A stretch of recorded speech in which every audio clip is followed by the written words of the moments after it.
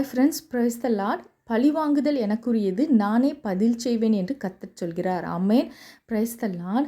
நமக்கு விரோதமாக மனிதர்கள் எழும்பும்போது, காரியங்கள் நடப்பிக்கும்போது நமக்கு ரொம்ப வருத்தமாக இருக்குது. நம்ம பக்கம் நியாயம் இருக்கும்போது நம்ம பழி வாங்கணும்னு நினைக்கிறோம். ஆனால் கர்த்தர் ஒரு நாளும் நம்ம பழி வாங்குறத விரும்பலை. அவர் நீதிபரர், நியாயாதிபதி. அவர் நமக்காக பழி வாங்குவாங்க. ஆனால் நம்ம அந்த செயலை செய்யக்கூடாதுன்னு விரும்புகிறாங்க. ஏன்னா வேதம் தெளிவாக சொல்கிறது, நமக்கு மாம்சத்தோடும் இரத்தத்தோடும் யுத்தம் இல்லை அப்படின்னு. ஆனால் இந்த மாம்சத்தில் மனுஷர்கள் தான் எழும்பி நமக்கு விரோதமாக வராங்க. ஆனால் அதுக்கு பின்னாடி சத்துரு தான் கிரியை செய்வான்.